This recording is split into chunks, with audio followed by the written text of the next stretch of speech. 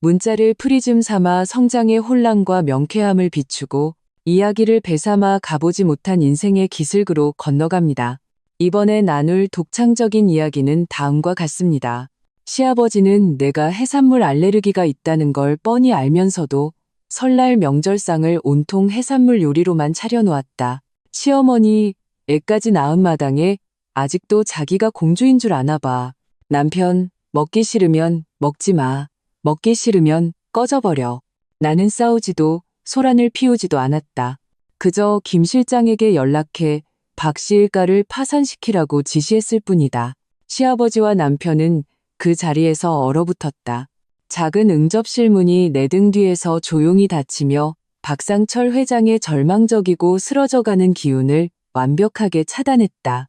문 하나를 사이에 두고 완전히 다른 두 세계가 펼쳐졌다. 문 밖은 따스한 빛과 나의 새로운 삶이, 문 안은 썩어 문드러진 어둠과 그들이 자초한 비참한 결과가 있었다. 나는 제자리에 서서 가볍게 호흡을 가다듬었다. 방금 전에 무의미한 만남이 남긴 마지막 탁한 기운을 몸 밖으로 밀어냈다. 이런 인간들, 이런 집안을 위해 내 감정을 다니스도 낭비할 가치가 없었다. 엄마, 하윤이의 찹쌀떡처럼 쫀득하고 부드러운 목소리가 들려왔다. 아이는 새로 받은 인공지능 로봇을 품에 안고 거실에서 달려와 내 다리에 매달렸다. 작은 얼굴을 들고 반짝이는 큰 눈으로 나를 올려다봤다. 이것 봐요. 공중제비도 돌 수 있어요. 딸의 순수하고 행복한 미소를 보자 내 마음은 순식간에 온기로 가득 찼다. 나는 몸을 낮춰 아이의 이마에 입을 맞췄다. 정말 대단하네. 우리 하윤이 마음에 들어? 네. 아이는 힘껏 고개를 끄덕이고는 다시 신나게 달려가 새 장난감을 가지고 놀기 시작했다. 어머니께서도 다가와 걱정스러운 눈빛으로 나를 바라보셨다. 괜찮니? 나는 일어서서 어머니의 팔짱을 끼고 편안한 미소를 지었다. 괜찮아요. 별 볼 일 없는 사람들이 별 볼 일 없는 소리를 좀 했을 뿐이에요. 다 처리됐어요. 어머니는 모든 것을 이해했다는 듯 고개를 끄덕이며 더는 묻지 않으셨다. 그저 내 손등을 가볍게 두드리실 뿐이었다. 그럼 됐다. 가자. 살 것도 거의 다 샀으니 집으로 돌아가자꾸나. 방금 내 아버지한테서 전화 왔는데 집에 교육개월로 몇 분이 오셨다더구나. 너랑 우리 하윤 공주님을 꼭 보고 싶어 하신다니. 네. 나는 흔쾌히 대답했다. 우리 일행은 백화점 임원들과 경호원들의 정중한 호의를 받으며 여유롭게 자리를 떴다. 처음부터 끝까지 나는 그 작은 응접실 쪽으로는 단 한 번도 돌아보지 않았다. 박상철, 그리고 그가 상징하는 어두웠던 과거는 내 인생 시나리오에서 완벽하게 삭제되었다. 평창동의 저택, 청운원 직문윤으로 돌아오니 과연 이전보다 훨씬 활기가 넘쳤다. 거실에서는 기품 있는 중년 남녀 몇 분이 아버지와 화기애애하게 담소를 나누고 계셨다. 모두 유씨 가문과 깊은 인연이 있는 정재계 인사들이거나 중요한 사업 파트너들이었다. 우리가 돌아오자 모두들 웃으며 자리에서 일어나 인사를 건넸다. 나와 하윤이에게 시선이 머물렀을 때 그들의 눈빛에는 진심 어린 환영과 호의적인 관심이 가득했다. 이 아이가 서아로구나. 정말 몰라보게 성숙해졌네. 갈수록 예뻐져. 아이고, 이 아이가 하윤이구나. 정말 인형 같네. 엄마를 쏙 빼닮았어. 사부인, 정말 복 받으셨습니다. 따님은 이렇게 훌륭하고 외손녀는 또 이렇게 예쁘고 총명하니 말입니다. 어머니는 웃으며 응대하시고는 나를 여러 아저씨, 아주머니들께 일일이 소개해 주셨다. 나는 기품 있는 태도로 그들과 인사를 나누었다. 몸가짐은 단정했고 대화에서는 자연스럽게 좋은 가정교육과 여유로운 기품이 묻어났다. 어제 박씨 집안에서 침묵하고 인내하던 그 작은 며느리와는 완전히 다른 사람이었다. 모두들 그 모습을 눈여겨보며 더욱 감탄하는 빛을 보였다. 하윤이는 처음에는 낯을 가렸지만 이내 어른들의 자애로운 눈빛과 건네주시는 하얀 세뱃돈 봉투, 작은 선물들 속에서 긴장을 풀었다. 할아버지, 할머니하고 얌전히 부르며 모두를 흐뭇하게 웃게 만들었다.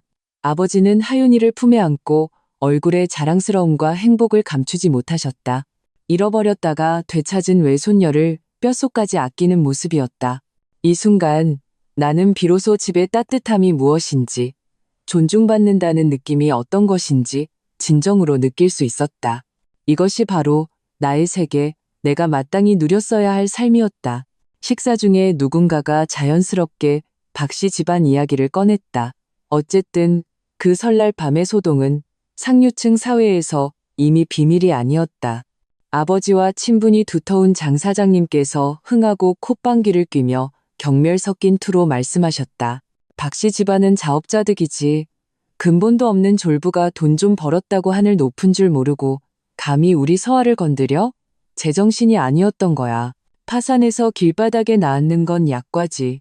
다른 최 여사님도 맞장구를 쳤다. 맞아요. 우리 서아가 얼마나 큰 수모를 겪었겠어요. 사부인께서 발빠르게 나서지 않으셨으면 우리 같은 아저씨, 아주머니들도 가만히 있지 않았을 겁니다. 앞으로 재계에서 누가 감히 박씨 집안과 엮이려고 하겠어요. 아버지께서 손을 저으며 담담하게 웃으셨다. 오늘은 기쁜 날이니 그런 재수없는 사람들과 이야기는 꺼내지 맙시다. 서아와 하윤이가 돌아왔으면 됐습니다. 과거는 과거일 뿐 우리 유씨 집안의 앞날은 점점 더 좋아질 겁니다. 모두들 맞습니다. 맞습니다. 하며 동의했고 화제는 금세 다른 즐거운 쪽으로 옮겨갔다. 나는 아버지께서 태도를 분명히 하신 것임을 알아차렸다. 박씨 집안 일은 여기서 끝이다. 유씨 가문은 더 이상 추격하지 않을 것이다. 이미 그럴 필요조차 없이 박씨 집안은 완전히 무너졌기 때문이다. 하지만 박씨 집안이 다시 일어설 기회를 얻는 일 또한 결코 없을 것이다. 이것이 가장 큰 자비이자 가장 철저한 무관심이었다. 따뜻하고 화기애애했던 저녁 식사는 해질녘까지 이어졌다. 손님들을 배웅한 후 나는 어머니와 함께 하윤이를 데리고 정원에서 산책하며 소화를 시켰다. 석양의 마지막 빛이 저택에 따뜻한 금빛을 입혔고 모든 것이 평화롭고 아름다워 보였다. 어머니, 나는 잔디밭에서 나비를 쫓는 하윤이를 보며 나지막이 말했다. 설 연휴 지나고 날씨가 좀 따뜻해지면 하윤이를 최고의 국제 유치원에 보내고 싶어요. 저도 그룹의 몇몇 업무를 맡아볼 생각이고요. 지난 5년간 이른바 가정이라는 것 때문에 제 경력과 사회생활을 거의 포기했잖아요. 이제 다시 시작할 때가 됐어요. 저에게는 유성그룹의 딸로서 져야 할 책임과 능력이 있어요. 동시에 하윤이에게 독립적이고 강인한 어머니의 모습을 보여주고 싶고요. 어머니는 흐뭇한 눈으로 나를 바라보셨다. 그 눈에는 전폭적인 지지가 담겨 있었다. 그래, 네가 하고 싶은 건 뭐든 엄마가 지지하마. 유치원 일은 내가 알아볼게. 그룹 쪽은 네가 관심 있는 부서부터 시작하렴. 천천히, 서두를 필요 없다. 내 등 뒤에는 유성그룹 전체가 있다는 걸 잊지 마라. 나는 고개를 끄덕였다.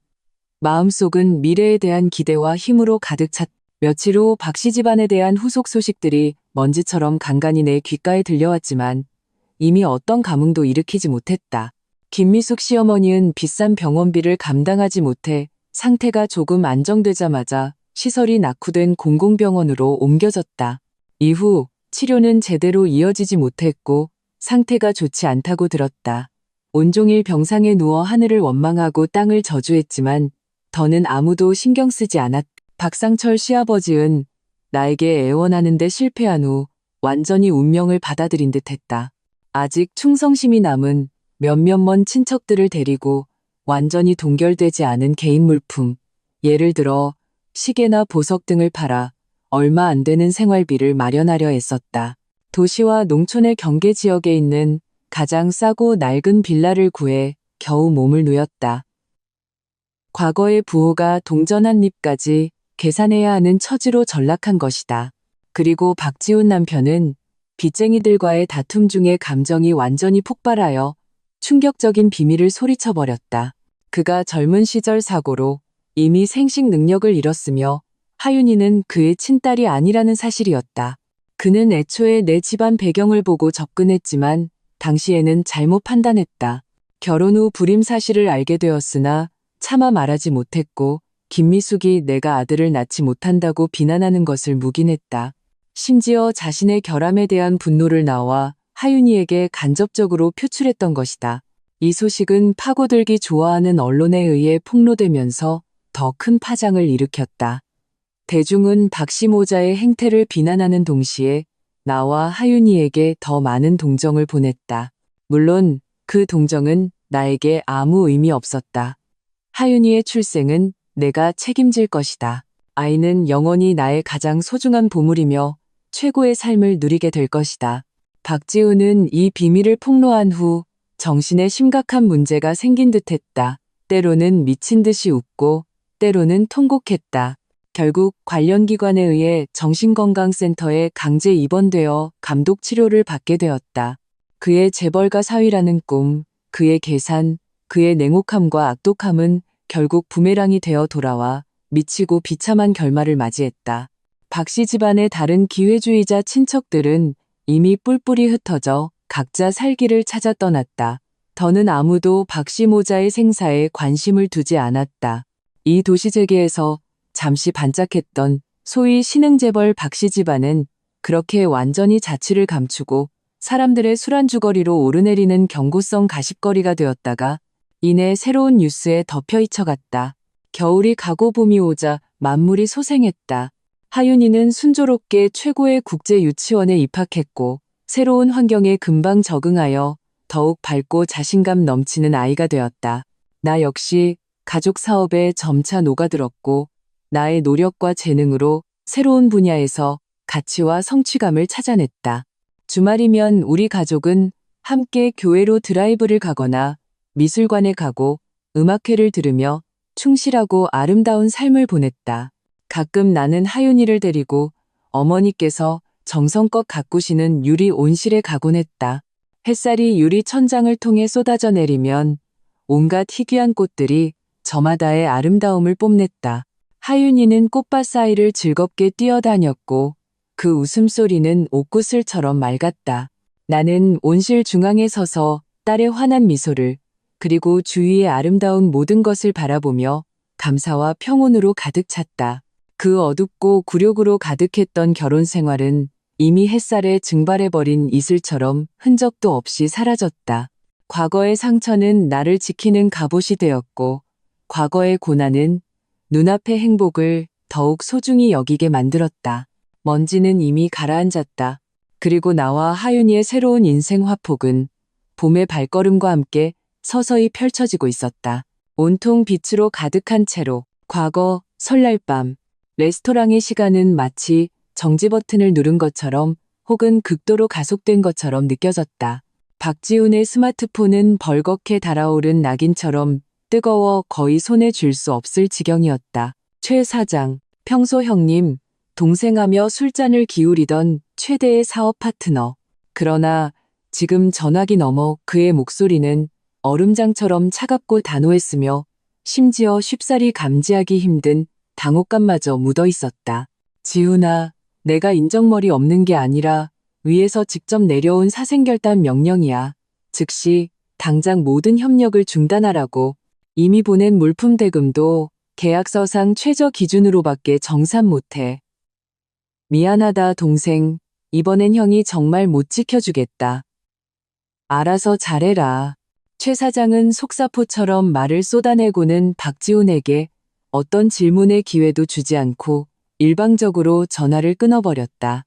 오직 또 하는 단절음만이 상갓집의 종소리처럼 박지훈의 심장을 내리쳤다. 여보세요? 최 사장님, 최 사장. 이 개자식아, 말은 끝까지 하고 끊어야지. 뭐가 위야? 어떤 윗선인데? 박지훈은 이미 끊긴 전화에 대고 고함을 질렀다.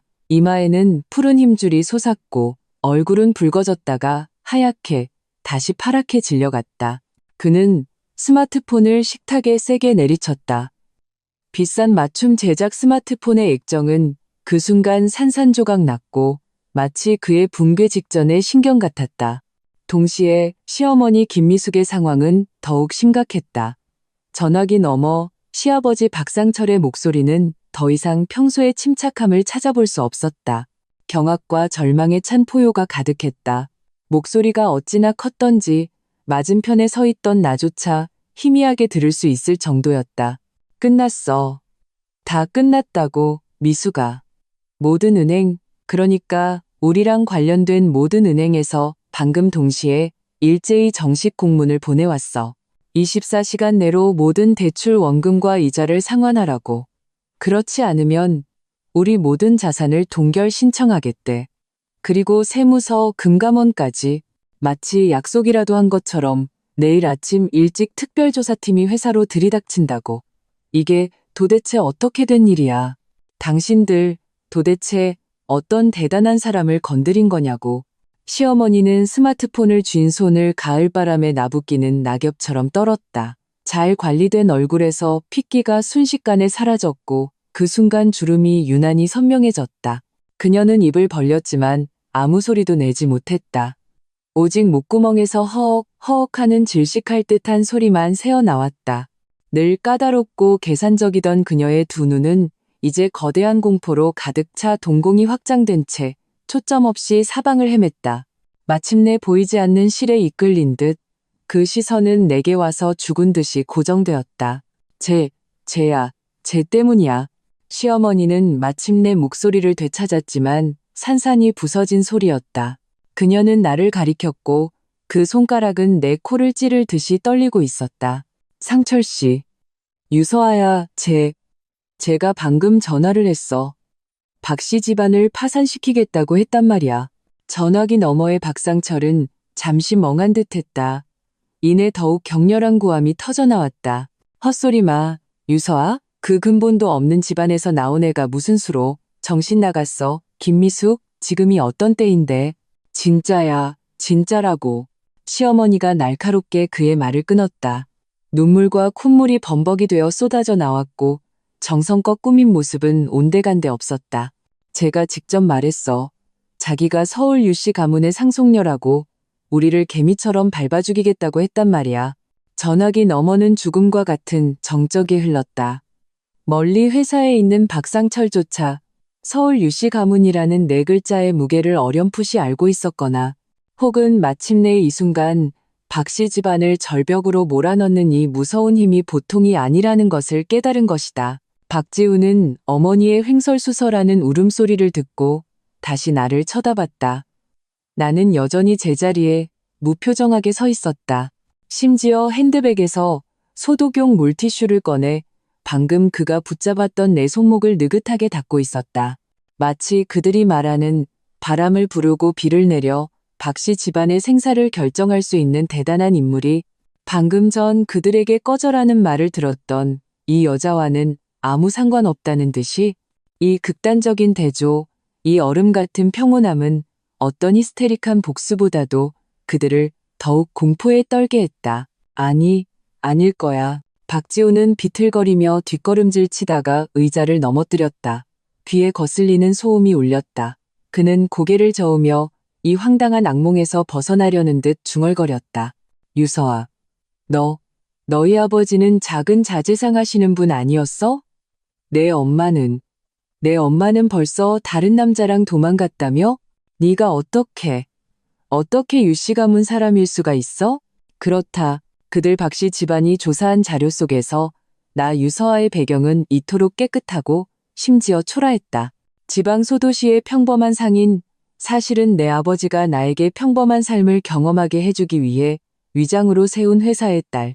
어머니가 다른 남자와 도망갔다는 것은 사실 거대한 상업제국의 수장인 내 어머니가 가문 내부의 사정으로 일찍이 아버지와 헤어졌고 신분이 철저히 비밀에 붙여졌기 때문이다. 당초 박씨 집안이 박지훈과 나의 결혼을 허락한 것은 박지훈이 당시 나에게 어느 정도 호감이 있었던 탓도 있지만 우리 집안이 단순해서 휘어잡기 쉽다는 계산도 없지 않았을 것이다. 나는 다 쓴 물티슈를 버리고 그를 쳐다봤다. 눈빛에는 어떤 감정의 동요도 없이 그저 옅은 조롱만이 담겨 있었다. 제가 언제 우리 집이 작은 자제상을 한다고 말했죠? 그건 아버님께서 심심풀이로 운영하시던 작은 사업체일 뿐이에요. 제 어머니에 관해서는 나는 잠시 말을 멈추고 그 기세가 대단하여 나조차 경외심을 품게 하는 그 여인을 떠올렸다. 입가에 의미심장한 미소가 걸렸다. 다른 남자와 도망간 게 아니라 가업을 물려받으러 돌아가신 거예요. 유씨 가문의 무거운 짐은 누군가는 져야 하니까요. 유씨 가문? 어느 유씨 가문? 박지훈의 목소리는 사포로 문지른 듯 메마르고 거칠었다. 서울의 유씨 가문이 몇이나 되죠? 나는 가볍게 반문했다. 시선은 돈으로 치장했지만 품격이라고는 찾아볼 수 없는 이 레스토랑을 훑었다. 손가락 하나 까딱해서 당신들 눈에는 대단해 보이는 그 재벌박씨 집안을 하룻밤 사이에 잿더미로 만들어버릴 수 있는 바로 그 유씨 가문이요. 내 말은 마지막 쇠망치처럼 박지훈과 시어머니의 마지막 일말의 희망마저 완전히 박살내버렸다. 시어머니 김미숙은 다리에 힘이 풀려 털썩 소리를 내며 바닥에 주저앉았다. 체면도 잊은 채 통곡하기 시작했다. 끝났어. 정말 끝났어. 상철 씨, 우리 이제 어떡해요? 지훈아, 어서 서아한테 빌어. 어서. 박지훈은 어머니의 말에 정신이 번쩍 든 듯 내 앞으로 달려들었다.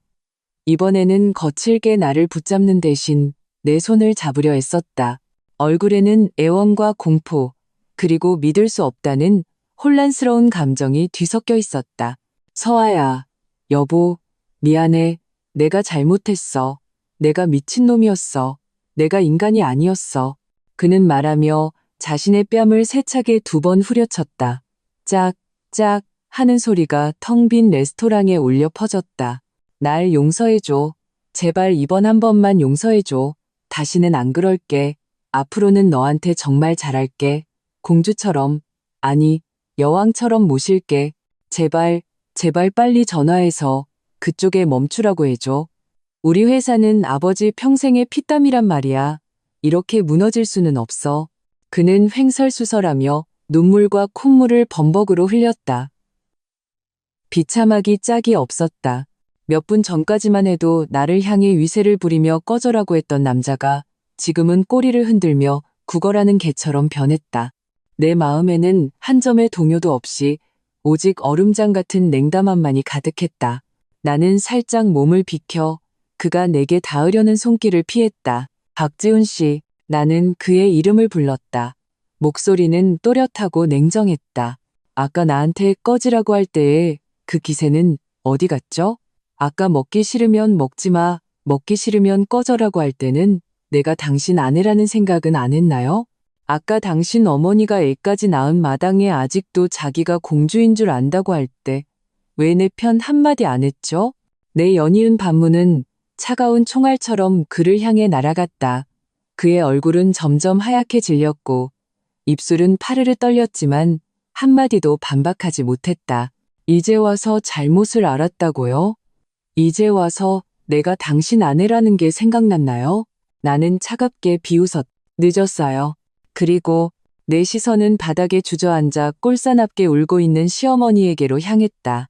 말투는 더욱 빙점까지 내려갔다. 김미숙 여사님, 아까 제가 쇼하는 거 아닌지 궁금해하셨죠? 지금 이 연극 볼만한가요? 시어머니는 내 시선에 찔린 듯 움찔하며 울음을 뚝 그쳤다. 억눌린 흐느낌만이 남았다. 그녀는 나를 바라봤다. 그 눈빛에는 공포가 가득했다. 마치 지옥에서 기어나온 악마를 보는 듯했다. 서아야, 아니, 유 아가씨. 그녀는 발버둥 치며 일어나려 했지만 다리가 풀려 실패했다. 결국 손발을 써가며 내 발치까지 기어와 바짓가랑이를 붙잡았다. 내가 늙어서 망령이 들었어요. 내가 입이 방정이었어요. 내가 사람 볼 줄 몰랐어요. 아가씨께서 너그러이 저 같은 늙은이랑은 상대하지 말아주세요. 제발 저희 박씨 집안을 살려주세요. 하윤이, 맞아요. 하윤이가 아직 어리잖아요. 애가 아빠 없이, 집 없이 살 수는 없잖아요. 그녀는 하윤이를 언급했다. 나의 딸. 내 심장이 바늘에 찔린 듯 미세한 통증이 일었다. 하지만 이내 그 통증은 더욱 강한 이성과 냉정함에 덮였다. 이제 와서 하윤이를 감정의 방패로 쓰시겠다? 아까 하윤이 엄마를 거리낌 없이 모욕할 때는 하윤이 생각은 안 하셨고요. 나는 천천히 몸을 낮춰 눈물과 공포로 얼룩진 시어머니의 혼탁한 두 눈을 마주봤다. 내 목소리는 아주 낮았지만 거부할 수 없는 힘이 실려 있었다. 이제 하윤이가 생각나셨군요. 안타깝게도 이미 늦었습니다. 당신들 박씨 집안이 하윤이에게 준 집이라는 건 계산과 경멸, 냉대로 가득 차 있었어요. 그런 집 없어도 그만입니다. 아빠에 관해서는 나는 잿빛이 된 박지훈을 곁눈질하며 입가의 조소를 더욱 짙게 했다. 자기 아내에게 꺼져라고 말할 수 있는 남자는 하윤이의 아버지가 될 자격이 없습니다. 말을 마친 나는 일어섰다. 더는 진흙처럼 주저앉은 시어머니도 나무 인형처럼 멍하니 서 있는 박지훈도 쳐다보지 않았다. 나는 곧장 아이 방으로 걸어가 문을 열었다. 3살배기 딸 하윤이는 카펫 위에 앉아 레고 블록을 쌓는데 열중하고 있었다.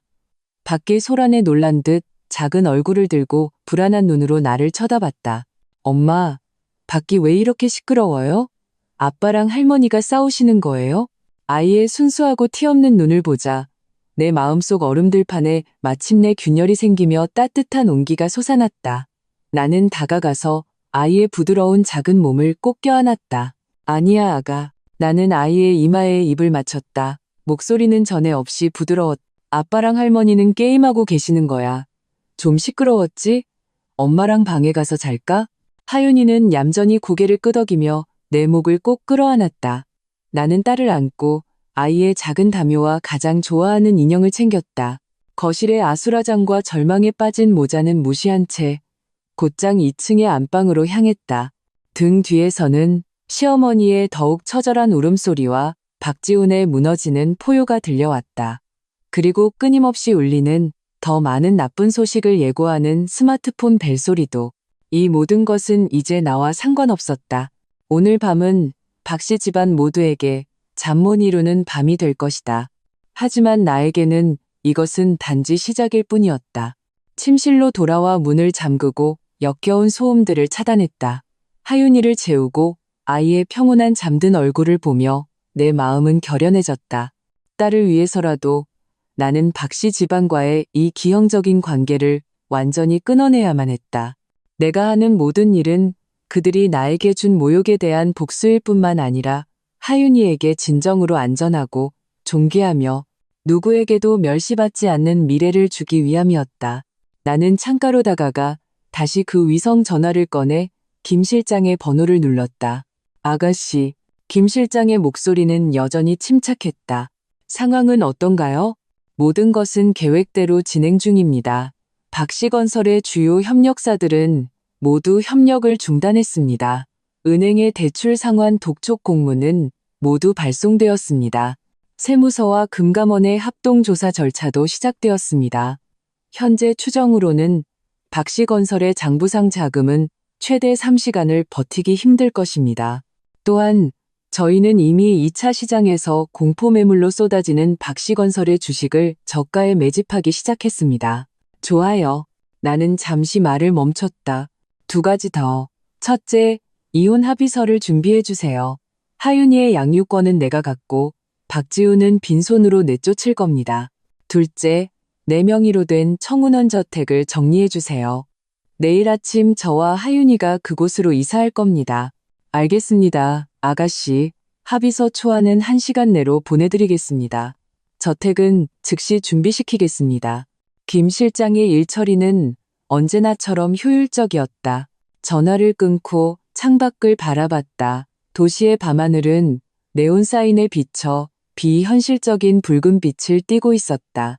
이 설날 밤은 많은 사람에게 가족 상봉과 기쁨의 시간이겠지만 박씨 집안에게는 지옥의 시작이다.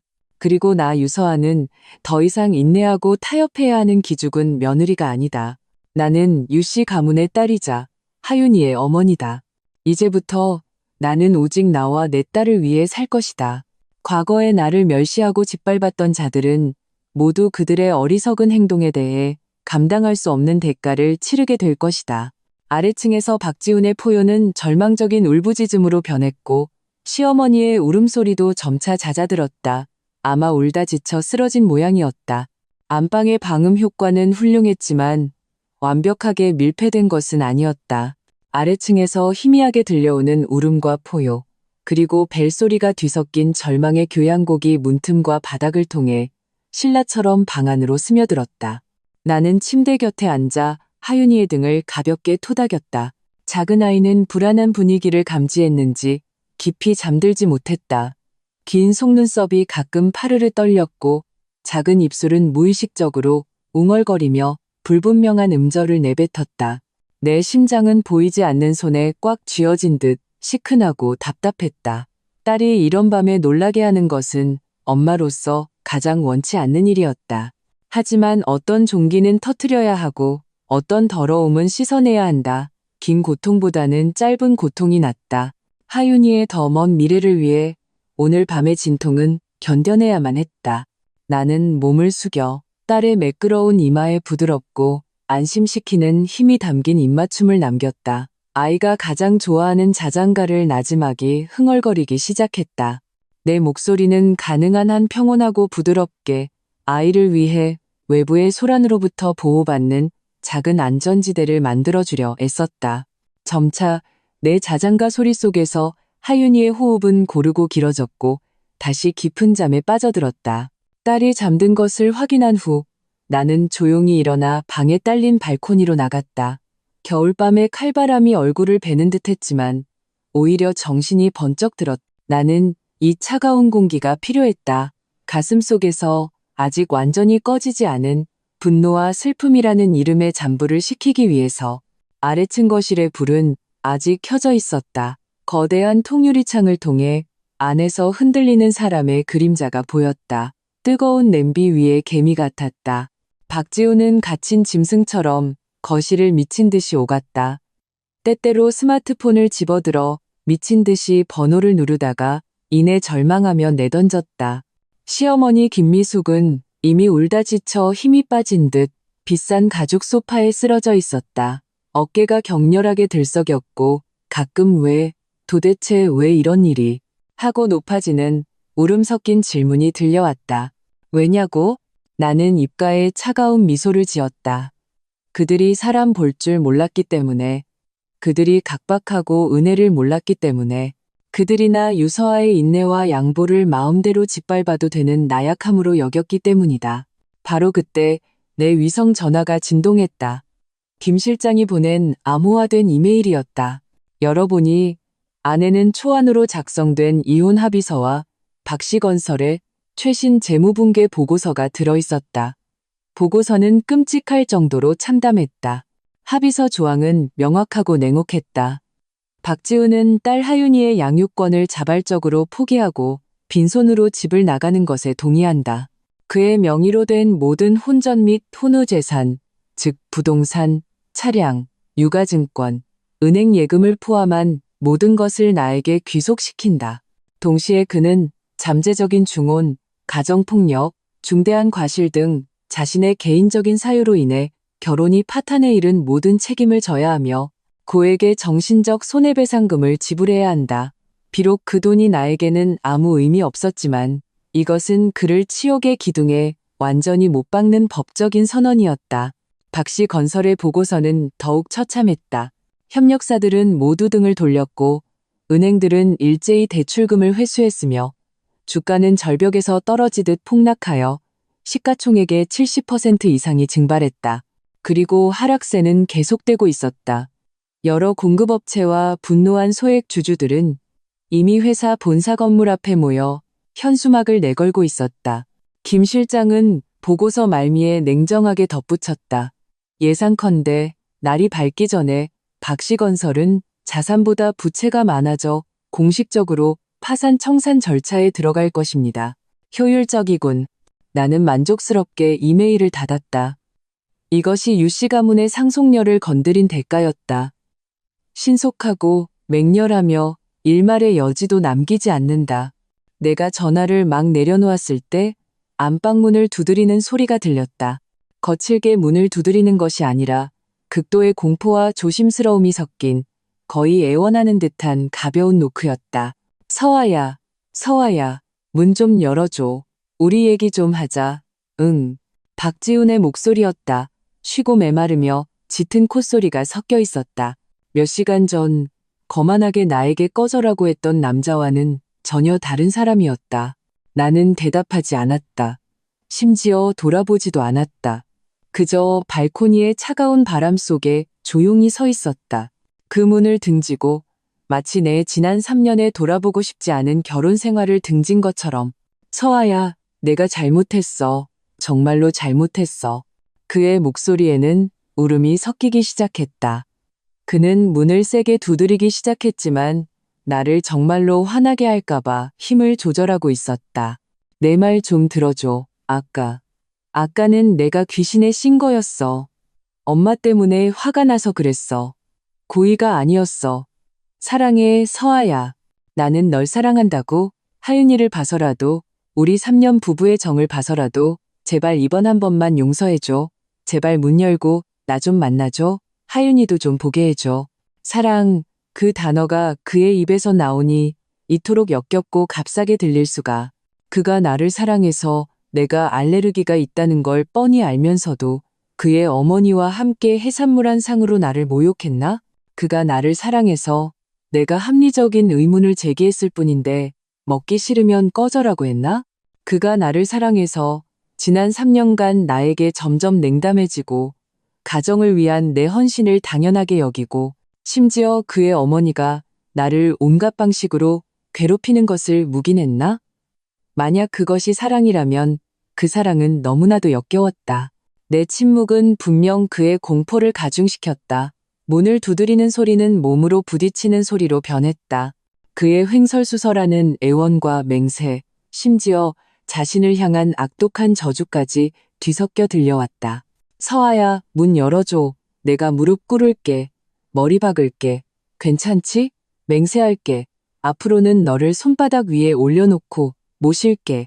네가 동쪽으로 가라면 절대 서쪽으로 안 갈게. 다시는 우리 엄마 말 안 들을게. 우리 회사 망하면 안 돼. 그건 우리 아빠 평생의 피땀이야. 그리고 우리 하윤이의 미래가 걸려 있다고.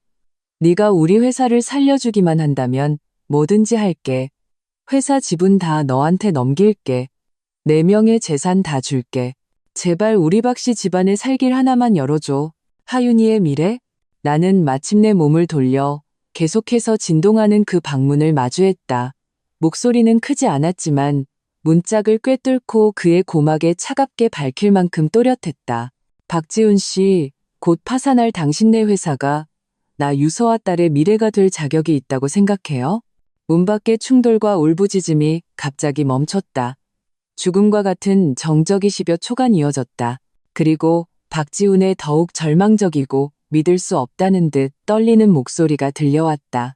서아야, 너 정말 유씨 가문 사람이었어? 그럼 아니겠어요? 나는 그의 말을 끊었다.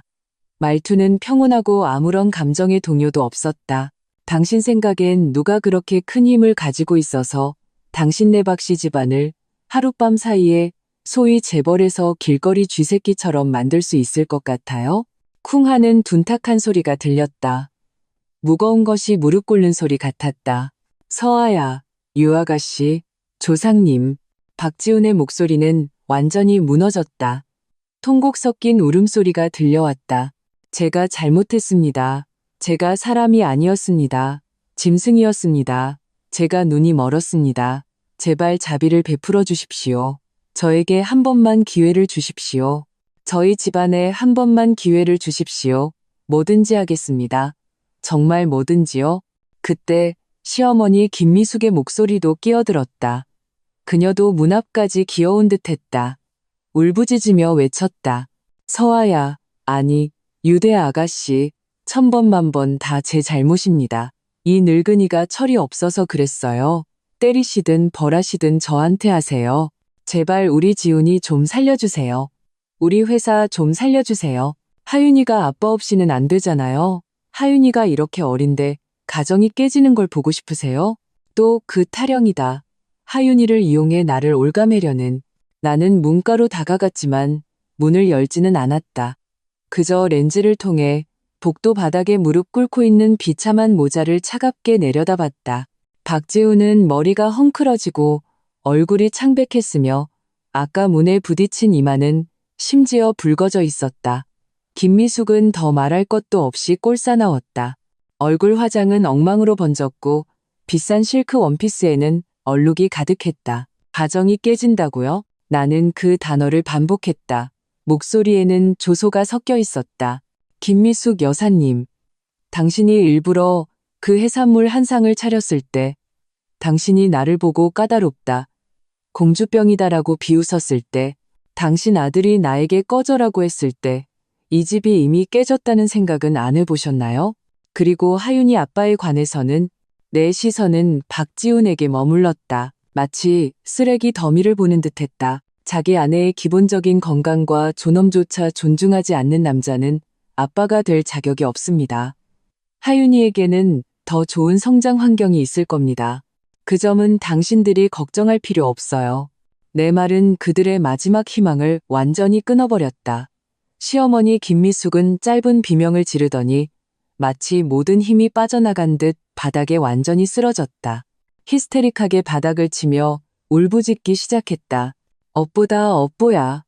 우리 박씨 집안이 무슨 업보를 지었기에 이런 상갓집 기운을 몰고 온 년을 며느리로 들였단 말인가? 박지훈은 마치 영혼이 빠져나간 것처럼 그 자리에 탕구에 채 눈빛이 텅 비어 있었다. 입으로는 끝났어. 다 끝났어. 라고 반복해서 중얼거렸다. 나는 더 이상 문 밖의 소동에 신경 쓰지 않았다. 그들의 절망, 그들의 붕괴는 모두 자업자득이었다. 그들을 동정한다면 지난 3년간 그 차가운 폭력과 경멸로 가득 찬 집에서 조금씩 열정과 희망을 잃어갔던 나 유서아는 누가 동정해준단 말인가? 나는 다시 발코니로 돌아가 발코니 문을 닫고 그 역겨운 소리들을 완전히 차단했다. 밤하늘 저편에서는 이미 희미한 새벽빛이 비치고 있었다. 설날 밤이 지나가고 새해 첫날이 다가오고 있었다. 박씨 집안에게는 이것이 진정한 의미의 새해, 즉 파산과 몰락, 모든 것을 잃는 시작이 될 것이다. 그리고 나와 하윤이에게는 족쇄를 벗어던지고 새로운 삶을 얻는 첫날이 될 것이다. 나는 스마트폰을 꺼내 김 실장에게 짧은 메시지를 보냈다. 내일 아침 8시 문 앞으로 차를 보내 저와 하윤이를 데리러 오세요. 깨끗하게 처리해 주세요. 어떤 잡다한 인간들도 보고 싶지 않습니다. 김 실장의 답장은 빨랐다. 알겠습니다, 아가씨. 모든 것을 준비해 두겠습니다. 전화를 내려놓고 차가운 공기를 깊이 들이마셨다. 가슴 속의 탁한 기운이 모두 씻겨나가는 기분이었다. 밤늦게 문 밖은 마침내 완전히 조용해졌다. 그들이 현실을 받아들여서가 아니라 기력이 다했거나 혹은 더 끔찍한 소식을 접하고 그 부서진 몸과 마음을 이끌고 이미 돌이킬 수 없는 파국을 수습하러 갔기 때문일 것이다. 나는 하윤이를 끌어안고 나도 모르게 잠시 잠이 들었다. 깊은 잠이 아니라 고도의 경계심 속에서의 얕은 잠이었다.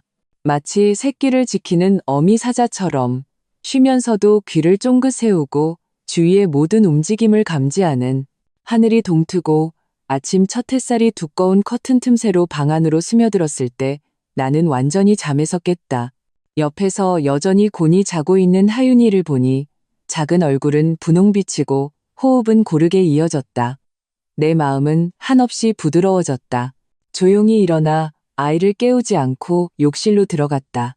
거울 속에는 눈 밑에 옅은 다크서클이 있었지만 눈빛은 유난히 맑고 단단한 내가 있었다. 3년, 이소희 집이라는 곳에서 나는 오늘처럼 내 눈동자 속에 빛을 뚜렷하게 본 적이 거의 없었다. 그것은 감옥을 벗어나 자신의 운명을 되찾은 날카로운 빛이었다. 나는 빠르게 뜨거운 물로 샤워하며 하룻밤의 피로와 그 가족이 남긴 더러운 기운을 씻어냈다. 그리고 옷장 가장 깊숙한 곳에서 박씨 집안에서는 거의 사용한 적 없는 여행 가방 하나를 꺼냈다. 안에는 결혼 전내 옷들, 특별한 의미가 있는 개인 물품들, 그리고 하윤이의 필수품과 아끼는 물건들이 들어있었다. 박지훈이 사준 그 명품 가방, 보석, 화려한 옷들은 쳐다보지도 않았다. 그 물건들에는 박씨 집안의 역겨운 냄새가 배어 있었다. 그들의 진정한 주인에게 남겨주어 그들이 곧 잃게 될 재벌 노름과 함께 묻히게 하라. 나는 심플하지만 재단이 훌륭하고 소재가 좋은 캐시미어, 스웨터와 바지로 갈아입고 겉에는 질감 좋은 오버사이즈 코트를 걸쳤다. 화장기 없는 민낯이었지만 그 자체로 무시할 수 없는 기운이 뿜어져 나왔다. 이것이 진짜 유서아. 어떤 외부의 장식도 필요 없는 모습이었다. 막 정리를 마쳤을 때 침대에 있던 하윤이가 움직이며 졸린 눈을 비비고 앉았다. 찹쌀떡 같은 목소리로 엄마하고 불렀다. 나는 즉시 다가가 아이를 안아 올리고 뺨에 입을 맞췄다. 우리 아가, 일어났어? 잘 잤어? 하윤이는 고개를 끄덕이며 작은 손으로 내 목을 감싸고 어깨에 기댔다. 작은 목소리로 물었다. 엄마, 우리 오늘 어디 가요? 아빠랑 할머니는요? 아이의 세계는 단순했다. 어젯밤에 이상한 분위기를 느꼈음에도 여전히 소위 가족을 걱정하고 있었다. 내 마음이 살짝 아팠지만 말투는 여전히 부드럽고 평온했다. 아빠랑 할머니는 아주 중요한 일이 있어서 당분간 하윤이랑 같이 못 있어. 엄마가 하윤이를 아주 예쁜 새 집으로 데려갈 거야. 거기에는 하윤이가 놀 수 있는 더 큰 정원이 있어. 좋을까? 하윤이는 아직 어렸기에 새 집과 큰 정원이라는 말에 즉시 주의가 쏠렸다. 눈에는 호기심과 기대의 빛이 어렸다. 좋아요. 하윤이는 큰 정원 좋아해요. 아이의 천진난만한 미소를 보며 나는 내 결정을 더욱 굳혔다. 나는 딸에게 순수하고 햇살 가득한 성장 환경을 주어야만 했다. 박씨 집안처럼 세속적이고 각박하며 냉담한 분위기 속에서 자라게 할 수는 없었다. 나는 하윤이를 안고 그 가벼운 여행 가방을 들고 안방문을 열었다. 문 밖은 죽음처럼 고요했다. 거실에는 밤새 남은 음식 냄새와 절망적인 감정이 뒤섞인 불쾌한 냄새가 감돌았다. 비싼 양모 카페 뒤에는 여전히 어지러운 흔적들이 남아있었다. 시어머니 김미숙은 보이지 않았다. 아마 자기 방에서 정신을 잃고 자고 있거나 계속 눈물로 밤을 지새우고 있겠지. 그리고 박지우는 영혼을 잃은 조각상처럼 거실 소파에 단조해 있었다. 두 눈은 충혈되어 붉었고 머리는 기름지고 헝클어져 있었으며 턱에는 거뭇한 수염 자국이 돋아 있었다. 하룻밤 사이에 마치 10년은 늙어버린 듯했다. 그 앞에 티테이블 위 재떨이에는 담배꽁초가 가득했고 공기는 담배 연기로 자욱했다. 문 여는 소리를 듣고 그는 마치 전기 충격을 받은 것처럼 벌떡 고개를 들었다. 내가 아이를 안고 여행 가방을 들고 있는 모습을 보자 그의 혼탁한 눈동자에서는 마지막 남은 거의 광기에 가까운 빛이 터져나왔다. 그는 비틀거리며 소파에서 일어나 내 앞으로 달려와 팔을 잡으려 했다. 서아야, 어디 가려는 거야? 그의 목소리는 끔찍하게 쉬어 있었고 막다른 길에 몰린 공포가 묻어 있었다. 가면 안 돼. 하윤이 데리고 가면 안 된다고. 나는 한 걸음 물러나 그의 더러운 손을 가볍게 피했다. 눈빛은 얼음처럼 차가웠다. 박지훈 씨, 비켜요. 안 돼. 안 비켜. 그는 흥분해서 팔을 휘둘렀고 침방울이 거의 내 얼굴에 튈 뻔했다. 서아야, 내가 부탁할게. 어젯밤은 내가 잘못했어. 내가 미친놈이었어. 이것 봐.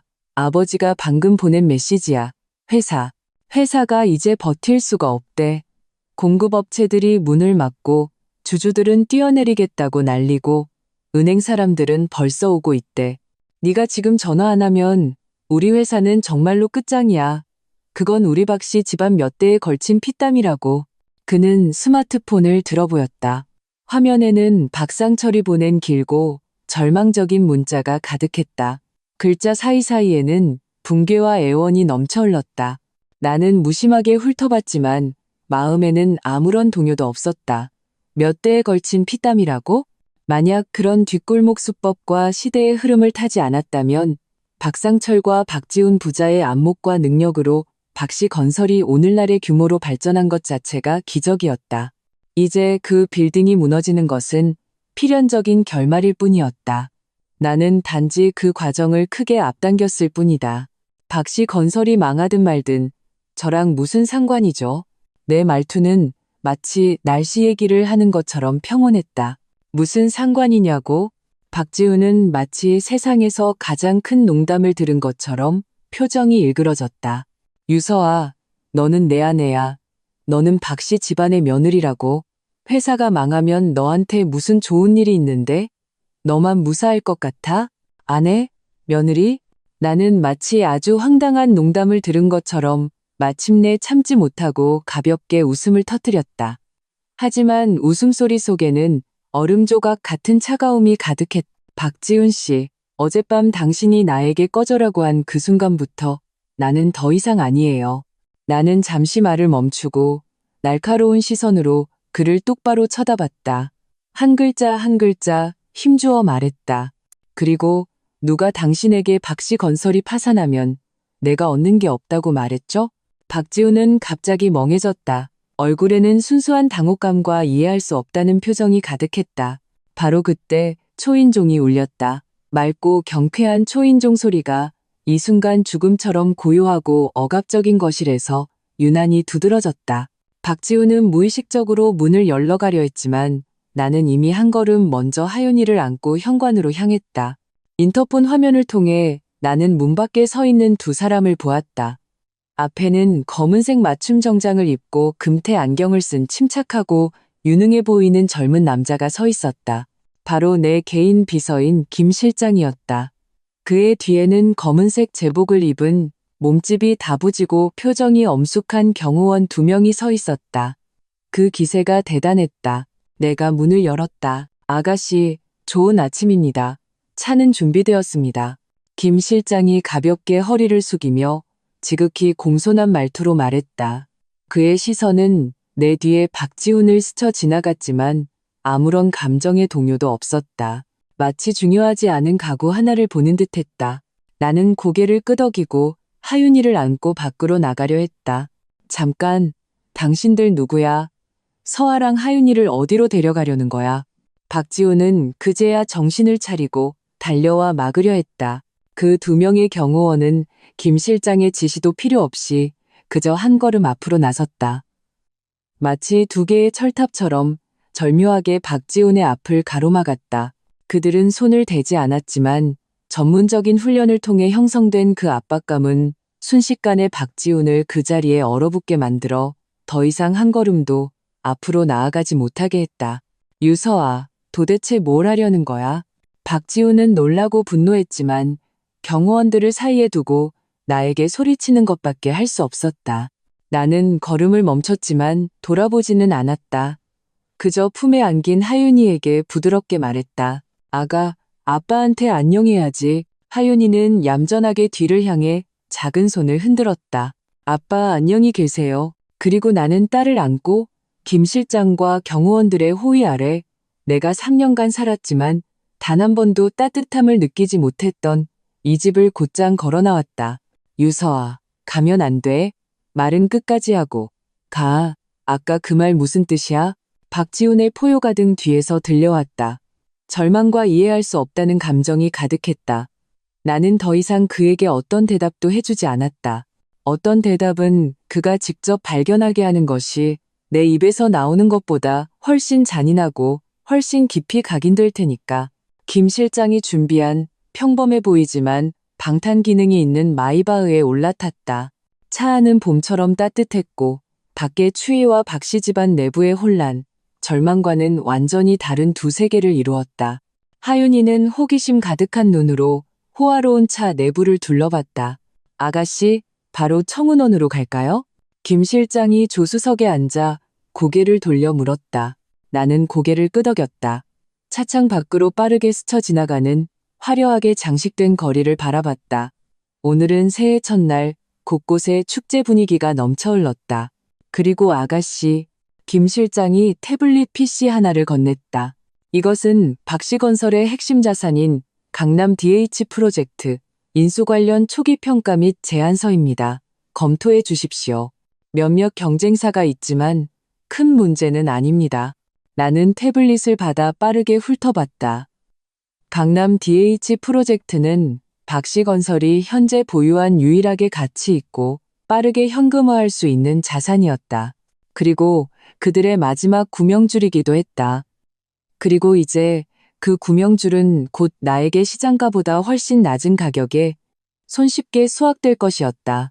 계획대로 진행하세요. 나는 담담하게 가능한 한 빨리 처리해주세요. 알겠습니다. 차는 평온하게 달렸고 박씨 집안의 빌라에서 점점 멀어졌다. 나는 하윤이를 안고 창밖의 새로운 하늘을 바라봤다. 마음은 한없이 평온했다. 박지훈 씨, 박씨 건설이 파산하면 나에게 무슨 좋은 일이 있냐고 물었죠? 곧 알게 될 거예요. 마이바흐는 억압과 계산, 절망으로 가득 찬 그 빌라 단지를 평온하게 빠져나와 새해 아침의 차량 흐름에 합류했다. 길 양옆은 화려하게 장식되어 축제 분위기가 넘쳐 흘렀고 행인들의 얼굴에는 대부분 편안한 미소가 걸려 있었다. 차창 안팎은 마치 전혀 다른 두 세계 같았다. 하윤이는 내 품에 엎드려 창밖으로 빠르게 후퇴하는 풍경을 호기심 가득한 눈으로 바라봤다. 작은 손가락으로 붉은 청사초롱을 가리키며 찹쌀떡 같은 목소리로 말했다. 엄마, 봐요. 정말 예뻐요. 응, 정말 예쁘네. 나는 아이의 머리카락에 입을 맞췄다. 박씨 집안 때문에 얼어붙었던 내 마음 한구석이 딸의 천진함 때문에 서서히 녹아내렸다. 그렇다. 정말 예뻤다. 이 새해는 나에게 있어 진정한 의미의 묵은 것을 보내고 새 것을 맞는 시간이었다. 차는 도심으로 향하지 않고 순환 고속도로를 따라 도시 서쪽의 북한산 국립공원 쪽으로 향했다. 산으로 갈수록 공기는 점점 상쾌해졌고 환경은 더욱 고요해졌다. 약 40분 후 차는 웅장하면서도 은밀한 검은색 대문을 통과하여 사적인 가로수길로 들어섰다. 길 옆에는 하늘을 찌를 듯한 고목들이 서 있었고 멀리에는 겹겹이 이어진 산봉우리들이 보였다. 마치 별천지 같았다. 아가씨, 도착했습니다. 김 실장의 목소리가 앞에서 들려왔다. 차는 마침내 산을 등지고 물을 마주한 웅장한 한옥 스타일의 저택문 앞에 멈춰섰다. 흰 벽과 검은 기와 날아갈 듯한 처마 끝은 주위의 산수와 완벽하게 어우러져 고전적인 운치와 현대적인 간결함, 웅장함을 동시에 지니고 있었다. 이곳이 바로 청운원. 내 명의의 부동산 중 하나이자 결혼 전 어머니께서 성년 선물로 주신 곳이었다. 지난 3년간 나는 거의 발을 들인 적 없이 전문 관리팀에게 유지보수를 맡겨두었다. 이제 이곳은 마침내 진정한 주인을 맞이했다. 대문이 소리 없이 열리고 차는 천천히 저택 안으로 들어섰다. 발걸음마다 새로운 풍경이 펼쳐졌다. 정자와 누각, 작은 다리와 흐르는 물, 모든 것이 극도로 호화로우면서도 과시적이지 않았다. 하윤이는 눈을 동그랗게 뜨고 작은 입을 O 모양으로 벌렸다. 눈앞에 광경의 넋을 잃었다. 엄마, 여기는 궁궐이에요? 아이가 순진하게 물었다. 나는 빙긋 웃었다. 여기는 우리 새 집이야. 마음에 들어? 네, 정말 크고 예뻐요. 하윤이는 신나서 작은 손뼉을 쳤다. 차는 본관 건물 앞에 멈춰섰다. 이미 문 앞에서 기다리고 있던 집사, 하인, 보모 등 수십 명의 사람들이 일렬로 정렬하여 공손하게 허리를 숙여 인사했다. 아가씨, 집에 오신 것을 환영합니다. 작은 아가씨, 환영합니다. 훈련이 잘 되어 있고 공손하며 예의 바른 모습은 박씨 집안의 눈치 보는 하인들과는 선명한 대조를 이루었다. 이것이 바로 진정한 명문가가 갖추어야 할 기품과 규율이었다. 나는 하윤이를 안고 차에서 내렸다. 김 실장이 수석 집사에게 간단히 몇 가지를 지시했다. 집사는 50대 정도로 유능해 보이는 여성이었다. 주씨 성을 가진 그녀는 어머니께서 직접 나를 위해 고른 사람으로 절대적으로 신뢰할 수 있었다. 아가씨, 아침 식사는 준비되었습니다. 아가씨의 입맛과 영양사의 요구에 맞춰 준비했습니다. 작은 아가씨의 방과 놀이방도 준비되었습니다. 아가씨의 침실 바로 옆입니다. 주 집사의 목소리는 부드러웠지만 일처리는 빈틈없고 세심했다. 고생 많았어요, 주 집사님. 나는 고개를 끄덕이고 하윤이를 안고 본관으로 들어갔다. 내부 장식은 더욱 우아하고 편안했다. 따뜻한 햇살이 거대한 통유리창을 통해 쏟아져 들어왔고 공기 중에는 옅은 단향과 꽃향기가 감돌았다. 식탁 위에는 정갈한 아침 식사가 차려져 있었다. 한식과 양식이 조화롭게 어우러져 하나하나가 작고 아기자기해서 식욕을 돋우었다. 나는 하윤이를 데리고 손을 씻고 식탁에 앉았다. 딸이 맛있게 먹는 모습을 보니 나도 입맛이 돌았다. 이것은 3년 만에 처음으로 이렇게 조용하고 편안하며 존중받고 보살핌받는 환경에서 식사하는 것이었다. 누구의 눈치도 볼 필요 없고 어떤 말을 잘못해서 비웃음이나 질책을 받을까 걱정할 필요도 없었다. 아침 식사를 마친 후 주 집사는 보모와 함께 하윤이를 새 방과 놀이방으로 데려가 환경에 익숙해지도록 했다. 나는 김 실장과 함께 2층의 서재로 갔다. 서재는 호수를 마주하고 있어 시야가 탁 트였다. 김 실장이 내 앞에 서류 한 부를 놓았다. 아가씨, 이것은 박씨건설의 최신 상황 보고서입니다. 그의 말투는 언제나처럼 평온했다. 오전 9시 현재 박씨건설그룹의 주가는 공모가를 하회했으며 시가총액은 85% 이상 증발했습니다. 은행 측은 제한 시간 내에 대출금을 상환하지 못함에 따라 공식적으로 법원에 박씨건설의 모든 계좌 및 명예 자산 동결을 신청했습니다.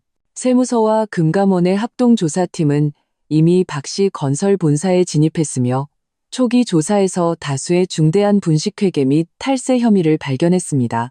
박상철 회장은 갑작스러운 고혈압으로 병원으로 이송되어 응급치료를 받고 있습니다. 나는 아무런 표정 없이 들었다. 이 모든 것은 예상했던 바였다. 심지어 예상보다 더 빨랐다. 유씨 가문의 힘이 한번 제대로 발동하면 그 위력은 가히 파죽지세였다. 강남 DH 프로젝트는요? 내가 물었다. 그것은 박씨건설의 현재 남아있는 유일하게 가치 있는 자산이자 강남 중심부의 황금 입지에 위치한 상업 부동산 프로젝트였다. 그리고 박씨 집안의 마지막 희망이기도 했다. 몇몇 인수의향이 있는 곳들은 모두 관망하며 가격을 깎고 있습니다. 박씨건설 측은 위기에 대응하기 위해 급하게 매각하려 하지만 현재 제시된 가격은 그들의 심리적 마지노선에 훨씬 못 미칩니다. 김 실장이 대답했다. 또한 박지훈 씨는 사방에 전화를 걸어 도움을 요청하고 있지만 효과는 미미합니다. 그의 명의로 된 BMW X5 차량은 대출 연체로 방금 은행에 의해 견인되었습니다. 나는 손에 든 맑은 차를 한 모금 마셨다. 차향이 심신을 맑게 했다. 우리가 준비한 인수 계약서를 박씨건설의 현 임시 책임자에게 보내세요. 나는 찻잔을 내려놓으며 담담하게 말했다. 가격은 그들이 현재 받은 최저 제한가의 70%로. 김 실장의 눈에 무언가를 이해했다는 빛이 스쳤지만 어떤 이유도 제기하지 않았다. 알겠습니다. 아가씨, 즉시 처리하겠습니다. 그는 잘 알고 있었다. 이것은 상업적인 협상이 아니라 마지막 수확과 모욕이라는 것을. 70%의 가격은 불난집의 부채질하는 격이었지만 지금 박씨건설에게는 어떤 흥정의 여지도 없었다. 그들은 받아들이거나 그 하차는 돈을 받아 더 큰 구멍을 메우거나 아니면 프로젝트가 완전히 손안에서 썩어 문드러져 한 푼의 가치도 없게 되는 것을 기다리는 수밖에 없었다. 김 실장이 나간 후 나는 창가로 다가가 거울 같은 호수면을 바라봤다. 마음은 평온하고 아무런 동요도 없었다. 박씨 집안에 대한 복수는 약간의 이자를 회수하는 것일 뿐 나의 진정한 중심은 하윤이의 미래와 나 자신의 삶이었다. 그때 내 개인 휴대폰이 울렸다. 자주 사용하던 그 전화기였다. 화면에 떠오른 이름은 박지훈이었다. 나는 눈썹을 살짝 치켜 올리고 통화 버튼을 눌렀지만 말은 하지 않았다. 전화기 저편에서는 즉시 박지훈의 쉬고 절망적인, 심지어 울음 섞인 목소리가 들려왔다. 배경소음이 시끄러운 것으로 보아 병원 복도나 어떤 혼란스러운 장소인 듯했다. 서아야, 서아야, 너야? 제발, 제발 전화 좀 받아줘. 내 말 좀 들어줘. 그가 횡설수설하며 외쳤다. 네. 나는 한 글자를 내뱉었다. 차갑고 짧았다. 서아야, 아버지, 우리 아버지가 화병으로 쓰러져서 입원하셨어. 의사가 뇌출혈이래. 아주 위험하대. 그의 목소리에는 진짜 공포가 묻어 있었다. 회사는 완전히 망했어. 계좌는 동결됐고 내 차도 끌려갔어. 서아야, 내가 잘못했어. 정말로 잘못했어. 1000번 1000번 다 내 잘못이야. 우리 부부였던 정을 봐서라도, 우리 아버지가 병상에 누워 계신 걸 봐서라도 제발 자비를 베풀어 우리 좀 살려줘. 살길 하나만 열어줘. 그 강남 프로젝트 인수. 가격을 조금만 더 높여주면 안 될까? 그게 우리 박씨 집안의 마지막 남은 희망이란 말이야. 지금까지도 그가 신경 쓰는 것은 여전히 주로 돈이었다. 아버지의 병은 그를 마음 아프게 하기보다는 동정을 얻고 흥정을 시도하는 도구에 가까웠다. 나는 속으로 차갑게 비웃으며 말투에는 조금의 동정도 실지 않았다. 박지훈 씨, 지금 저랑 협상하자는 건가요? 아니야, 서아야. 비는 거야. 내가 빌게. 그는 거의 무릎이라도 꿇을 기세였다. 예전엔 내가 쓰레기였어. 사람이 아니었어. 네가 박씨 집안을 살려주기만 한다면 뭐든지 할게. 너의 개나 말이 될게. 하윤이 양육권도 너한테 주고 나 빈손으로 나갈게. 제발 나한테 아주 조금만 미천을 남겨줘. 우리 아버지 병 치료하고 우리 모자가 앞으로 살아갈 길이라도 열어주게. 살길? 나는 그 단어를 반복했다. 목소리에는 조소가 섞여 있었다. 어젯밤 당신이 나에게 꺼져라고 했을 때 나에게 살기를 남겨줄 생각은 해봤나요? 나는 그의 변명을 기다리지 않고 말을 이었다. 박상철 회장님의 병에 관해서는 유감스럽게 생각합니다. 하지만 그건 당신들 박씨 집안의 일이지 저와는 상관없습니다. 강남 프로젝트 가격은 70%입니다. 협상의 여지는 없습니다. 받아들이든 거절하든 당신들이 선택하세요. 유서아, 꼭 이렇게까지 해야겠어? 박지우는 마침내 무너졌다. 목소리는 날카롭고 원망스러워졌다. 하룻밤 부부라도 100일의 은혜가 있다는데 어떻게 이렇게까지 잔인할 수가 있어? 천벌 받을까봐 두렵지도 않아? 천벌. 나는 세상에서 가장 웃긴 농담을 들은 것처럼 웃었다. 박지훈 씨, 만약 정말 천벌이라는 게 있다면 그것도 당신들처럼 각박하고 은혜를 모르는 모자에게 먼저 내려져야죠. 그리고 잔인함에 관해서는 내 목소리는 갑자기 차가워졌다. 거부할 수 없는 위험과 단호함이 깃들어 있었다. 지난 3년간 당신들이 내게 가했던 정신적인 능지처참에 비하면 내 이 정도 수단이 뭐가 잔인하다는 거죠? 기억하세요. 이 모든 건 당신들이 자초한 겁니다. 말을 마친 나는 더 이상 그에게 포효하거나 애원할 기회를 주지 않고 직접 전화를 끊어버렸다. 그리고 그 번호를 수신 차단 목록에 추가했다. 세상은 순식간에 고요해졌다. 나는 전화를 내려놓고 창밖의 상쾌한 공기를 깊이 들이마셨다. 마음속에는 복수 후의 쾌감보다는 모든 것이 제자리를 찾은 듯한 평온함만이 있었다. 박씨 집안과의 악연은 이로써 마침표를 찍을 수 있었다. 남은 것은 법률적, 상업적 절차를 마무리하는 것뿐이었다. 서재문을 가볍게 두드리는 소리가 들렸다.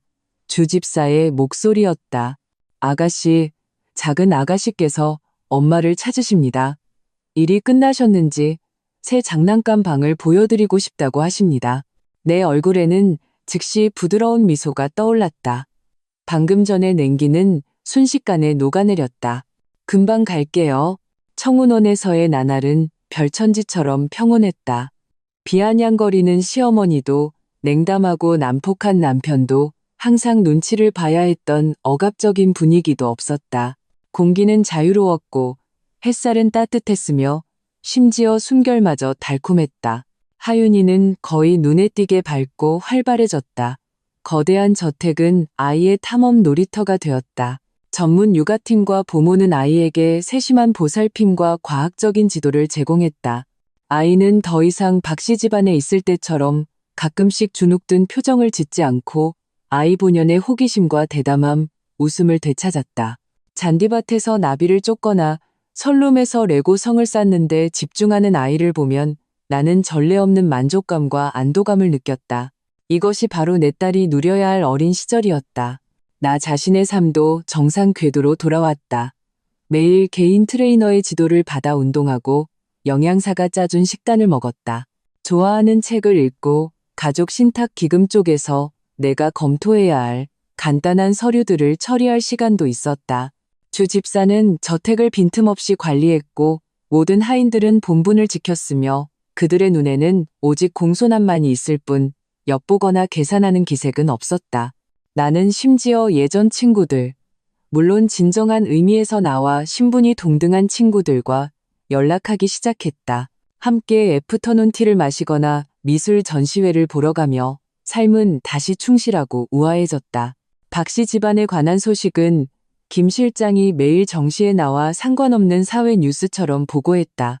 박상철은 응급치료 후 생명에는 지장이 없었지만 반신불수와 어눌한 발음이라는 후유증이 남아 장기적인 재활치료가 필요하게 되었다. 사실상 인생 무대에서 퇴장한 셈이었다. 박씨건설은 공식적으로 파산 청산 절차에 들어갔다.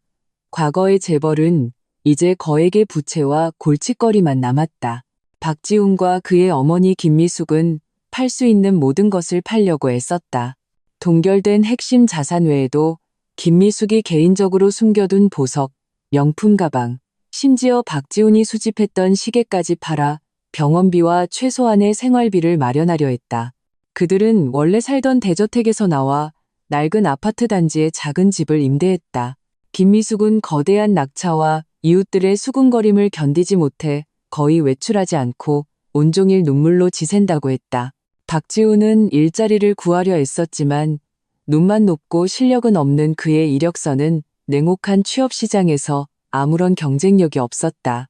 이 소식들은 내 귀에 들어와도 어떤 감흥도 일으키지 않았다. 뿌린 대로 거두는 법, 모든 것은 자업자득이었다. 그날 오후 나는 하윤이와 함께 유리 온실에서 식물에 물을 주고 있었다. 김 실장이 서류한 불을 들고 들어왔다. 아가씨, 박지훈 씨 측에서 변호사를 통해 이혼 합의서에 서명하겠다는 의사를 밝혔습니다. 김 실장의 목소리는 평온했다. 그는 아가씨와 한번 만나서 직접 서명하고 싶다는 요청을 했습니다. 나는 작은 물뿌리개를 내려놓고 수건으로 손을 닦았다. 입가에 차가운 미소가 걸렸다. 만나자고? 아직 미련을 버리지 못하고 마지막 발악이라도 하려는 걸까? 아니면 이 전처가 지금 얼마나 잘 살고 있는지 직접 확인해서 그 가련한 자존심에 다시 한번 상처를 입고 싶은 걸까? 시간과 장소는요? 내가 담담하게 물었다. 가능한 한 빨리 장소는 아가씨께서 정해주시길 바란다고 합니다. 나는 잠시 생각했다. 내일 오전 10시 고요제 징신자이에서 보죠. 고요제는 북한산 자락에 있는 고급 찻집으로 환경이 고요하고 회원제로 운영되어 사생활 보호가 철저했다.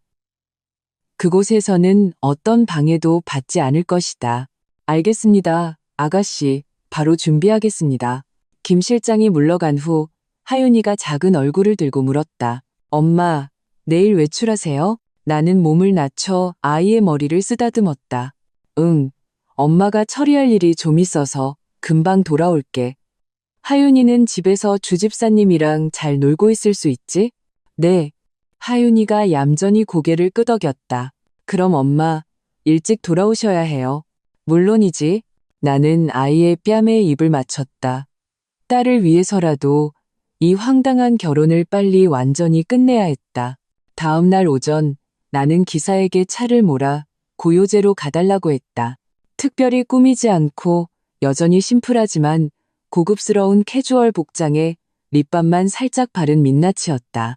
하지만 내면에서 우러나오는 여유와 자신감은 어떤 화려한 옷이나 보석으로도 꾸밀 수 없는 것이었다.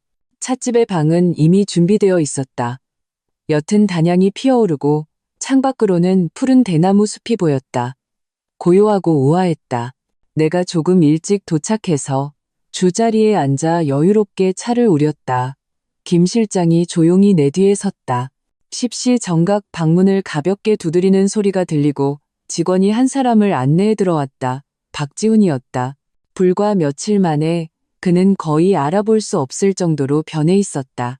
한때 의기양양하고 허세와 과시욕이 넘쳤던 그 남자는 지금은 등을 구부정하게 굽히고 몸에 맞지 않고 심지어 구겨진 낡은 정장을 입고 있었다. 얼굴은 누렇게 떴고 눈은 퀭했으며 머리는 기름져 두피에 달라붙어 있었다. 온몸에서 초라하고 쓰러져가는 기운이 풍겼. 그는 내 맞은편에 기품 있게 앉아있는 나를 보고 눈빛이 격렬하게 흔들렸다. 그 안에는 충격, 불신, 후회, 그리고 뼛속까지 스며든 공포와 비굴함이 있었다. 앉아요. 나는 맞은편 자리를 가리키며 마치 낯선 사업 파트너를 대하듯 평온하게 말했다. 박지우는 어색하게 앉아 무릎 위에 놓인 손을 불안하게 비볐다. 합의서는 가져왔나요? 나는 그에게 숨 돌릴 틈도 주지 않고 본론으로 들어갔다. 가져왔습니다. 박지우는 황급히 서류 가방을 열고 떨리는 손으로 이혼 합의서를 꺼내 내 앞에 밀었다. 김 실장이 앞으로 나와 합의서를 집어들고 양육권, 재산 분할, 면책 조항 등 핵심 조항들을 빠르게 훑어본 후 나에게 가볍게 고개를 끄덕여 이상 없음을 알렸다. 서명해요. 나는 찻잔을 내려놓고 평온한 눈으로 그를 바라봤다. 박지우는 펜을 집어들었지만 손이 더욱 심하게 떨렸다. 펜 끝이 서명란 위에서 머뭇거리며 내려오지 못했다. 그는 고개를 들어 나를 바라봤다. 눈은 충혈되어 있었고 마지막 애원이 담겨 있었다. 서아야, 아니, 유아가씨, 정말 더는 협상의 여지가 없나요?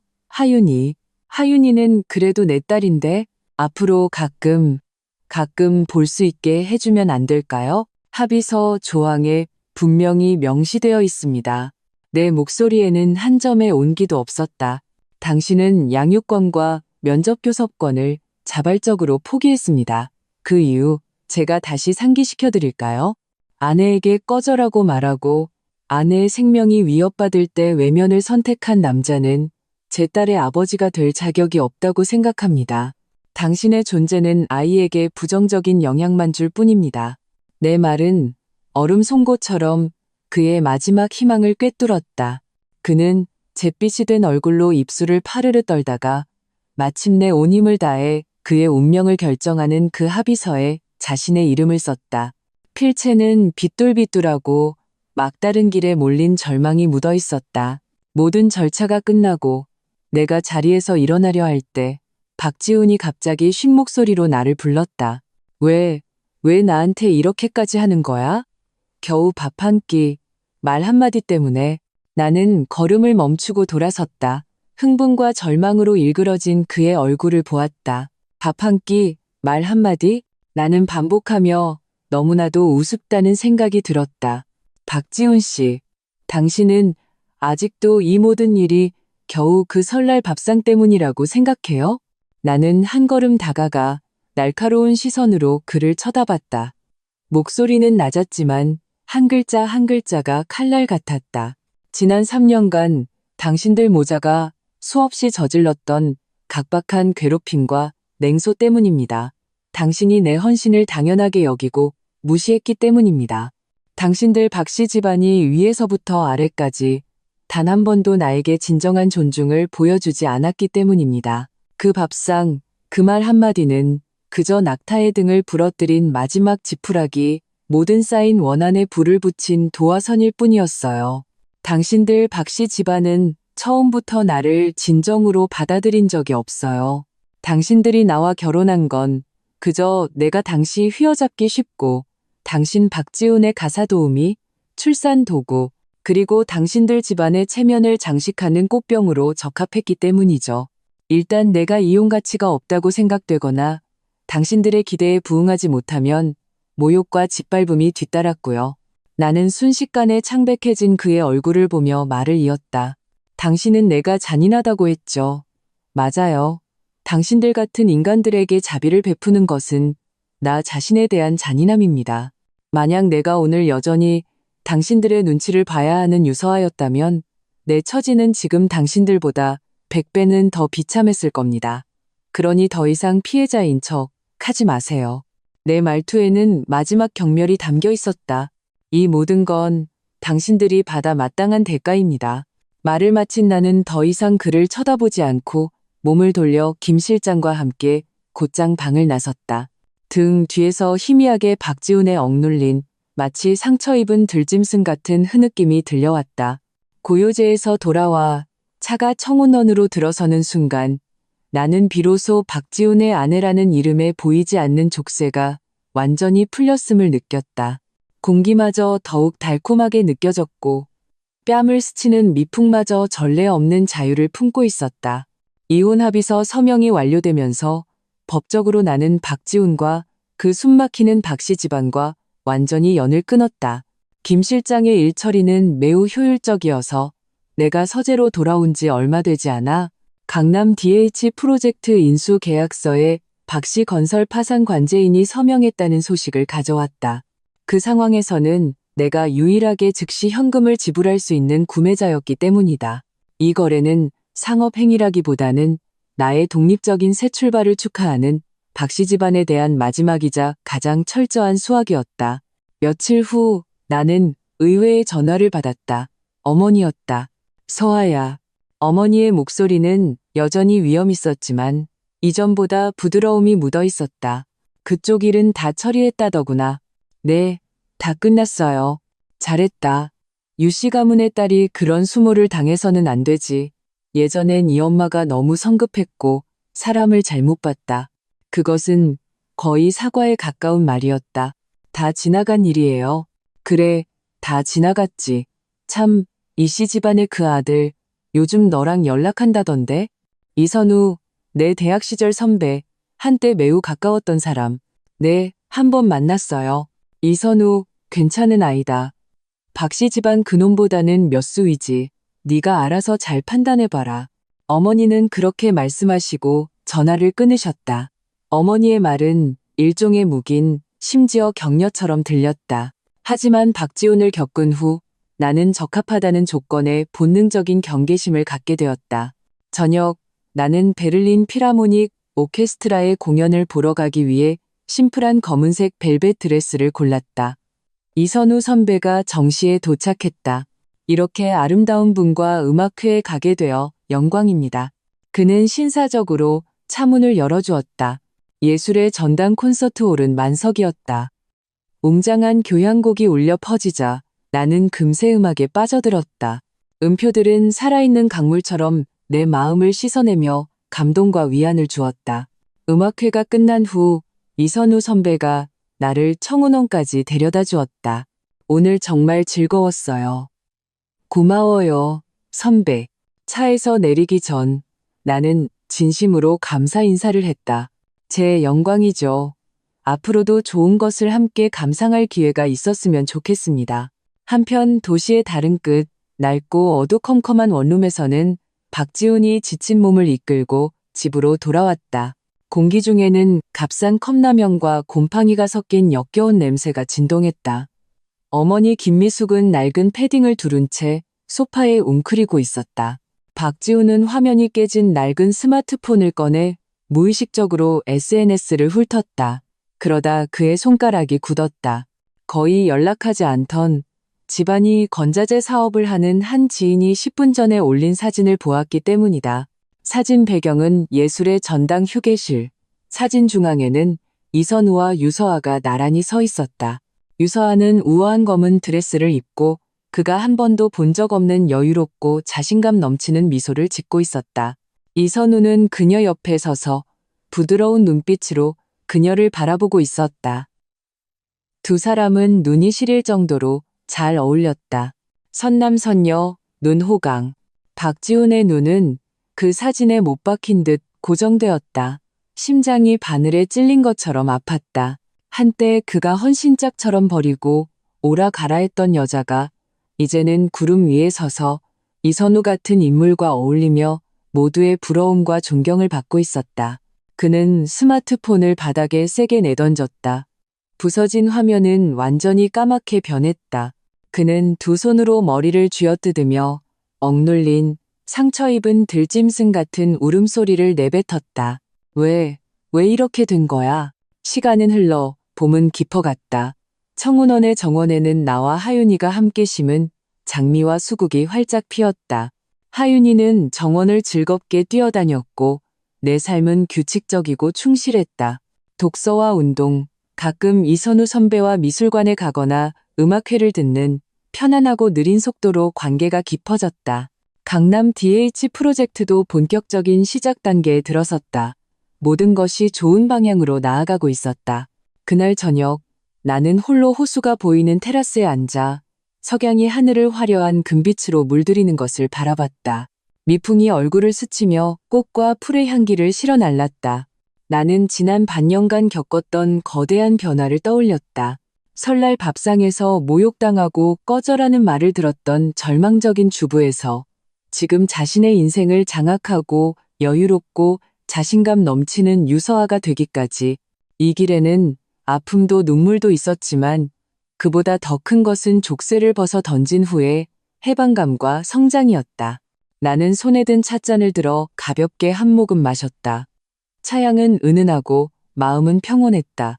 과거의 상처는 완전히 사라지지 않았지만 이미 딱지가 앉아 내 갑옷의 일부가 되었다. 현재를 소중히 여기라고 일깨워주며 내가 무엇을 원하는지 더욱 분명하게 만들어주었다. 미래에 또 어떤 비바람과 도전이 있을지 모르지만 나는 더 이상 두렵지 않았다. 나는 더 이상 누군가에게 의지하고 누군가의 눈치를 봐야 하는 유서아가 아니었기 때문이다. 나는 내 운명의 주인이자 하윤이의 가장 든든한 버팀목이다. 석양은 서서히 지평선 아래로 가라앉고 밤에 장막이 내렸다. 하늘에는 별들이 반짝이기 시작했다. 청운원의 불빛들이 하나둘 켜지며 따뜻하고 밝게 빛났다. 마치 귀갓길을 안내하는 등대처럼. 그리고 나의 새로운 삶, 내가 직접 써 내려가는 이 진정한 교향곡은 이제 막 첫 번째 웅장한 악장을 연주하기 시작했을 뿐이다.